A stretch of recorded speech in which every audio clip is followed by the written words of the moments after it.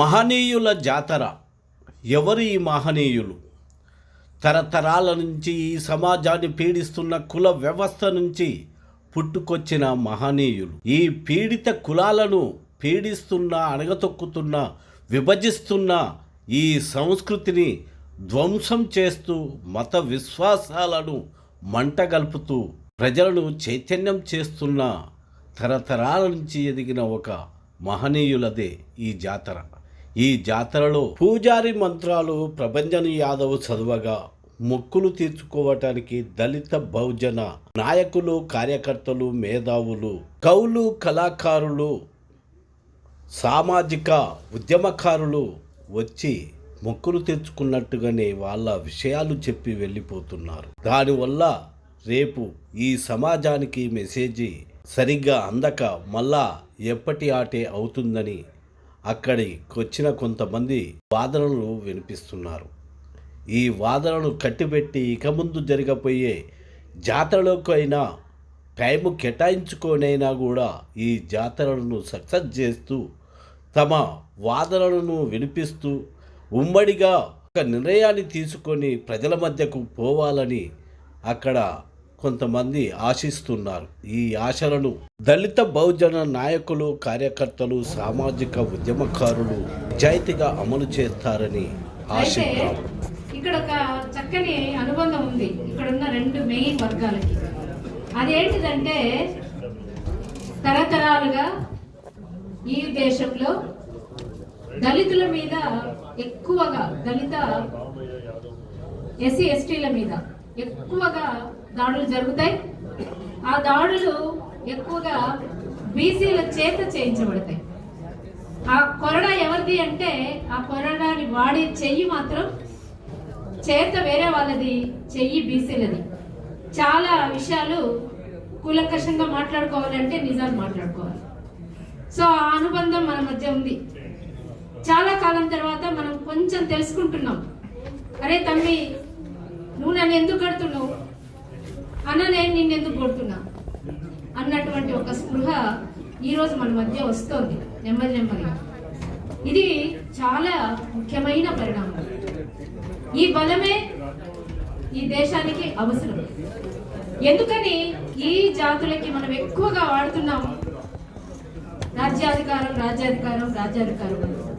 రాజ్యాధికారం ఎందుకు రావాలి అంటే ఈ దేశాన్ని నిర్మించినటువంటి నిర్మాతలు, ఈ దేశ సంపదని, ఈ దేశ భౌగోళిక స్వరూపాన్ని తీర్చిదిద్దినటువంటి నిర్మాతలు. మరి అటువంటి గొప్ప కూటమికి రాజ్యాధికారం ఉండాలా లేదా? తప్పనిసరిగా ఉండాలి. అయితే చాలా మంది ఇక్కడున్న పెద్దలు సాయంత్రం వరకు కూడా చాలా గొప్ప విషయాలు చెప్తారు, తెలుసుకోవాల్సిన విషయాలు. వీటిలో నాకు ఒక్కటి రెండు విషయాలు మాట్లాడాలనిపిస్తోంది. అదేంటంటే ఇక్కడ మహనీయుల జాతర అని మనం పెట్టుకున్నప్పుడు ఎక్కువ శాతం రాజ్యాధికార దిశ వైపు మనం అడుగులేయాలన్నటువంటి సంకల్పం. ఎలా వేయాలి, ఎప్పుడు వేయాలి, ఎందుకు వేయాలన్నది మన చర్చలు. అంటే ఏమడుగుతున్నామంటే అత్యధికులైనటువంటి ప్రజలకి, అధిక శాతం ఉన్నటువంటి ప్రజలు పాలితులుగానే కాకుండా పాలకులుగా ఎప్పుడు మారాలి అన్నటువంటి ఒక కీలకమైన విషయం. అంటే ఈక్వాలిటీని కోరుకుంటున్నాం. ఈక్వాలిటీని ప్రతి ఒక్క వర్గం, ప్రతి ఒక్క కులం, ప్రతి ఒక్క జాతి కోరుకుంటున్నాం. అయితే నేను ఒక ప్రశ్న అడుగుతున్నాను.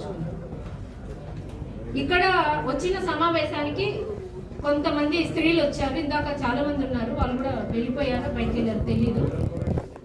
వేదిక మీద మాత్రం ఎక్కడ చూసినా, ఎప్పుడు చూసినా స్త్రీలు వెనుక చైర్లో కూర్చుంటారు. ఎందుకు? Why? Yes, we have to question. ఈరోజు నేను వచ్చేటప్పుడు మా ఇంట్లో పొంగలి, వడ, 2 పచ్చళ్ళు చేసి రేపటికి రాత్రికి మళ్ళీ నేను వెళ్తే కావాల్సిన వంటలు సిద్ధం చేసి ఇక్కడికి వచ్చాను. ఇక్కడ వచ్చిన చాలా మంది మహిళలు అదే చేసి ఉంటారు. మగవాళ్ళు ఏం చేసి ఉంటాం? పొద్దున్నే లేస్తాం, సండే కాబట్టి కాస్త ఆరామంగా చేస్తాం, రాత్రి మంచిగా చదువుకుంటాం, పొద్దున ఏమేమి మాట్లాడాలో తర్ఫీదు అయిపోతాం, మంచిగా స్నానం చేసి బట్టలు వేసుకుని తల్లి పెట్టిన టిఫిన్ తిని వస్తాం. అంటే ఆలోచించాలి. కోచింగ్ సెంటర్స్ చాలా ఉన్నాయి మన హైదరాబాద్లో ఉన్నాయి. ఈ కోచింగ్ సెంటర్లోకి వచ్చి ఛార్జీలు పెట్టుకుని ఇక్కడ నిలబడి ఇక్కడ కోచింగ్ తీసుకొని పరీక్షలు రాసేటువంటి సాధించేటువంటి అర్హతలు అవకాశాలు చాలా తక్కువగా ఉన్న జాతులు దళిత బహుజన జాతులు. ఎందువల్లంటే వాళ్ళకి సరైన డబ్బులు ఉండవు, కానీ కాంపిటీషన్ మాత్రం అన్ని వర్గాల మధ్యలో ఉంటుంది. సేమ్ ఇన్ దట్ వే ఆడవాళ్ళకి మగవాళ్ళకి ఉంది ఈ దేశంలో, మనలో కూడా. ఇక్కడున్న డయాస్ మీద ఉన్న పెద్దలు నిరంతరం ఒక దృక్పథంతో ఒక సాధనతో పనిచేసేవాళ్ళే, కానీ దాంట్లో భాగస్వాములు ఆ రోజు ఈ రోజు వరకు వారింట్లో ఉన్న మహిళలు. వారు లేనిది మనం లేదు. ఈ విషయాన్ని గుర్తించిన మహనీయుడు పులే మహనీయుడు. అందుకే ఆ తల్లిని కూడా ఆ దశలో ఉంచారు. ఇది మనం నేర్చుకోవాలి, ఇది మనకు అవసరం, ఇది బరాబర్ అవసరం. ఎందుకంటే ఈక్వాలిటీని కోరుకుంటున్న మనమే దీన్ని ఆచరించకపోతే ఈక్వాలిటీ సాధ్యం కాదు ఈ దేశంలో. ఆకాశంలో సగం, భూమి మీద సగం, పాతాళంలో సగం. ఎక్కడ సగం? మన బుర్రల్లో సగం ఇంకా రాలేదు. ఏ మహిళల హక్కుల కోసమైతే మహనీయుడైనటువంటి అంబేద్కర్ గారు రాజీనామా చేశారో, తుచ్చమైన పదవిగా రాజీనామా చేశారో, ఆ భావజాలం ఇంకా మనకి ఎక్కలేదు. దీన్ని మనం గుర్తించాలి, అభ్యసించాలి. నేను ఎవరిని తప్పు పట్టాలని అనుకోవట్లేదు. మనం ఇంకా ఎంత మెరుగుపడాలి, మనం ఇంకా ఎంత సాధన చేయాలి, ఎన్ని కీలకమైన విషయాలు ఉన్నాయని దాని మీద ఆలోచన చేయాలని కోరుకుంటాను. రెండో విషయం, ఇది ఫస్ట్ విషయం. రెండో విషయం ఏంటిదంటే, మహిళలు ఇక్కడికి ఎందుకు ఎక్కువగా రాలేకపోయారు అంటే చాలా కీలకమైన విషయం ఉన్నది. అదేంటిదంటే శ్రావణ మాసం, ఆషాఢ మాసం, ఆత్రేయ మాసం. ఈ మాసాలే మహిళల జీవితాల్ని ఆక్యుపై చేస్తున్నాయి.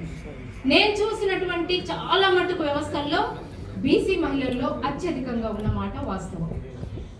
వాళ్ళు ప్రాణం పెట్టి ఉపవాసాలు చేసి, వ్రతాలు చేసి, నోములు చేసి ఎవరి కొరకు పని చేస్తున్నారో వాళ్ళకి తెలియదు.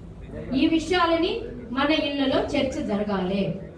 ఎందుకు జరగాలంటే రిలీజియన్, క్యాస్ట్, వర్గం అన్నీ ఉన్నాయి. 2 minutes తమ్మే.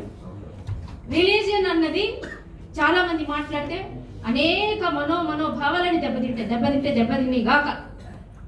రిలీజియన్ అన్నది ఎక్కడ కనిపిస్తుంది? రిలీజియస్ ప్రాక్టీసెస్ లో కనిపిస్తుంది. Religious practices are important. నిద్ర లేస్తే మనం ఏం చేయాలి, ఏం తినాలి, ఎక్కడ దండం పెట్టాలి, ఎక్కడ అణిగిపోవాలి, ఎక్కడ లేచి నిలబడాలని నేర్పిస్తున్నది కల్చర్. ఈ కల్చర్ మీద దృష్టి పెట్టకుండా 100 పుస్తకాలు రాసి 100 జాతరలు చేసుకోవడం వల్ల ప్రయోజనం చాలా తక్కువ. ఈ కల్చర్ ని ప్రాక్టీస్ లేక పెట్టినటువంటి ఒక భావజాలాన్ని మన నుంచి దూరంగా తరమాల్సిన అవసరం ఉన్నది. ఎందుకని చెప్తున్నానంటే చాలా మంది చెప్తారు విద్య మన అభివృద్ధికి మూలమని. విద్య అభివృద్ధికి మూలమో కాదో నాకు తెలియదు. Religious practices are very very very very important. IAS కూడా పోయి గుండు కొట్టుకొని అక్కడ నామాలు పెట్టుకొని వస్తున్నాడు. విద్య విజ్ఞానవంతుని చెయ్యటం లేదు. సాఫ్ట్వేర్ ఇంజనీరింగ్ చదివిన అమ్మాయిలు వ్రతాలు నోములు చేసి ఆరోగ్యం కోసం, భర్త ఆరోగ్యం కోసం, ఇంటి ఆరోగ్యం కోసం, ఆరోగ్యం కోసం ఏం చేయాలో చాలా మటుకు విజ్ఞానం ఉంది. అంటే ఎలాంటి భావజాలంతో ఇంకా మనం ముందుకెళ్తున్నాం, ఎలాంటి భావజాలంతో ఇంకా అంటే రిలీజియన్ ఈజ్ దేర్, మన పుట్టినప్పటి నుంచి ఉంది. దాన్ని మన పెద్దలందరూ కూడా పాటించారు, వాటిని ఫాలో అయ్యారు. కానీ ఇంత మూర్ఖత్వ భావజాలు ఇప్పుడు కూడా లేవు, ఇప్పటి వరకు లేవు. అలాంటి మొక్కలు ఎవరైనా మాట్లాడితే కృష్ణ గారి మీద దాడి జరిగినట్టుగా దాడి జరిగిపోతుంది. ఆయన మీద దాడి జరుగుతుంటే మాత్రం మనం వ్రతాలు నోములు చేసుకుంటూ, పండుగలు చేసుకుంటూ, జాతరలు చేసుకుంటూ, బోనాలు పాడుకుంటూ ఉంటాం. తప్పు, చాలా తప్పు. మన లీడర్స్ ని మన యోధుల్ని కాపాడుకోవాల్సిన బాధ్యత మన మీద ఉన్నది. దీన్ని విస్మరించకూడదు. బాధ్యత ఎలాగైతే రిలీజియన్ ని ప్రాక్టీస్ లో పెట్టి మనల్ని మనమే కించపరుచుకునేలాగా, మనకి మనమే తక్కువ అనే భావన కల్పించేలాగా మన బ్లడ్ లో పొందుపరిచారో దాన్ని పక్కకు పెట్టుకుని విజ్ఞానవంతులు కావాల్సిన అవసరం ఉంది. 10 ఏళ్ళ 16 ఏళ్ళ బాపనోడి కాళ్ళు 60 ఏళ్ళ పెద్దవాడు విద్యావంతుడు పోయి మొక్కుతున్నాడు. ఇలాంటి ఒక సంస్కృతి ఈ దేశంలోకి వచ్చింది కాబట్టి, ఇంకా ప్రబలిపోయింది కాబట్టి ఇప్పుడు ఇలాంటి జాతరలు అనేకం జరగాలి. జరిగిన తర్వాత అంటే ఎలా ఉంటది మన స్పృహ? ఈ సభలో ఇక్కడ కూర్చున్న వాళ్ళంతా మధ్యాహ్నం భోజనం టైం అయింది, నన్ను 4 ముక్కలు మాట్లాడిస్తే నేను మాట్లాడి వెళ్ళిపోదాం. ఇంకో పని ఉంటుంది, నాకు కూడా ఇంకో మీటింగ్ ఉన్నది. మీరంతా వాళ్ళు మాట్లాడటం అయిపోతే కాస్త మాట్లాడుకొని ఇంటికి వెళ్ళిపోదాం. తర్వాత జరిగేదంతా ప్రాక్టీసెస్, రిలీజియస్ ప్రాక్టీసెస్. మనల్ని కబలిస్తున్నది అసలు రాజ్యాధికారం వైపు ఉన్న రోడ్డుని ధ్వంసం చేసిందే రిలీజియస్ ప్రాక్టీసెస్. అది ఏ మతమైనా కావచ్చు, అది ఏ మతమైనా కావచ్చు. నేను ఓపెన్ గానే దాడి చేస్తున్నా. మతాలు మూర్ఖత్వానికి దారి తీస్తున్నాయి. ఈ దేశంలో మతం చేసే మూఢత్వాన్ని ప్రశ్నించిన ప్రతి ఒక్కరి మీద పెరియార్ నుంచి అంతకుముందు నుంచి కూడా ఈనాటి కృష్ణ గారి వరకు కూడా దాడులు జరుగుతూనే ఉన్నాయి. ఆ దాడులకి మన సమాధానం ఏంటి అనేది ప్రశ్నించుకోవాలి. దాడులు ఎదుర్కొనే దమ్ము లేకపోతే అసలు సభలకే రాకండి, బానిస బతుకులకే వెళ్ళండి. బానిసలుగానే మనం బతికేస్తాం. సో ఇలాంటి అనేకమైనటువంటి అంశాలు అనేక మీటింగ్లు పెట్టుకుందాం. ఇంత పెద్ద హాలే అవసరం లేదు. ఎక్కడ ప్లేస్ దొరికితే అక్కడ పెట్టుకుందాం. ఎక్కడ మాట్లాడాలనుకుంటే అక్కడ మాట్లాడదాం.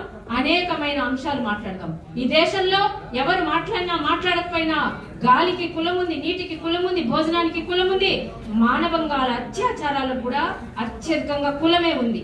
ఈ కులాన్ని గురించి మాట్లాడకుండా, ఈ మత విద్వేషాల గురించి మాట్లాడకుండా ఏం మాట్లాడుకున్నా వృధా వ్యర్థం. రాజ్యాధికారం సాధ్యమయ్యేటువంటి ఇది లేదు. కాబట్టి దయచేసి నా బీసీ సోదరులు, దళిత సోదరులందరికీ కూడా నమస్కరించి విన్నపం చేస్తున్నా, మనం మాట్లాడుకుందాం. మన ప్రాక్టీసెస్ ఏంటి అన్న దాని మీద మనం దృష్టి పెడతాం. దయచేసి మూఢత్వం వైపు వెళ్లకుండా ఆ ప్రాక్టీసెస్ వైపు అడుగులేయాలని కోరుకుంటూ